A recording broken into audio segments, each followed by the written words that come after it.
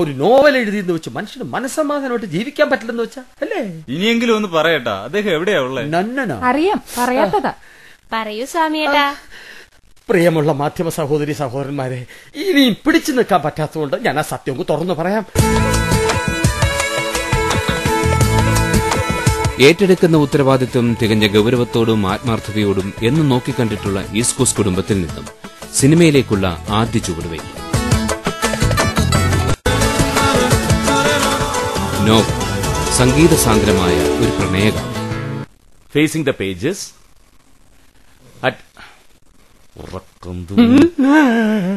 ആരാടോ? T V ഒന്ന് off ചെയ്യാ പറടോ. പിന്നെ സീത സാറുണ്ടോ? ഉണ്ട്. എന്താ? ഒന്ന് ഞെട്ടിപ്പിക്കാനാ. കെട്ടിപ്പിടിക്കാനോ? അതെങ്കിലേ കെട്ടിപ്പിടിക്കാനാ. അല്ലല്ലോ, ഞെട്ടിപ്പിക്കാൻ. ഇന്ന് മൊത്തം ഞെട്ടിപ്പിക്കലാങ്കിലേ. അല്ല, കുട്ടിയെ ഞാൻ എവിടെയോ കാണാൻ വഴിയില്ല. ഇതാരാ സ്വാമിയങ്ങളെ? കുഞ്ഞൻ പിള്ള. ഓ ഹായ്. ഹായ്. സേതുവിന്റെ ഏറ്റവും മൂത്ത അമ്മാവനാ, ക്രോണിക് ബാച്ചിലർ. മൂത്ത അമ്മാവനാണെങ്കിലും എനിക്ക് ഈ സ്വാമിയങ്കിളുടെ അത്രയും പ്രായമില്ല. ഇത് മുഴുവൻ ഡൈ അല്ലേ? കൂടുതലെടുത്ത് കെട്ടാൻ മൂപ്പിലയാൾ അത്ര ശരിയല്ല. കുട്ടിപ്പൊക്കോ. കുട്ടിക്ക് സേതുവിനല്ലേ കാണേണ്ടത്? മേളത്തെ മുറിയിലുണ്ട്, അങ്ങോട്ട് പൊക്കോളൂ. പോ പോ പോ.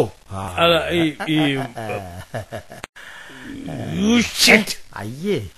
ഈസ്റ്റ് കോസ്റ്റിന്റെ വ്യത്യസ്തങ്ങളായ നിരവധി സംരംഭങ്ങൾക്ക് എന്നും താങ്ങും തണലുമായി ഒപ്പമുള്ള യുവതലമുറയോട്, കുടുംബ സദസ്സുകളോട് ഞങ്ങൾ അപേക്ഷിക്കുകയാണ്, നോവൽ കാണണം, വിജയിപ്പിക്കണം.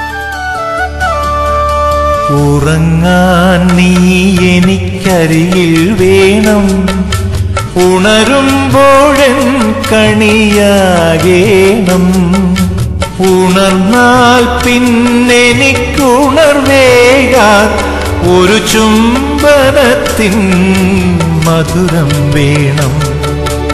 നോവൽ, പ്രണയാക്ഷരങ്ങളുടെ ഹൃദയസംഗീതം.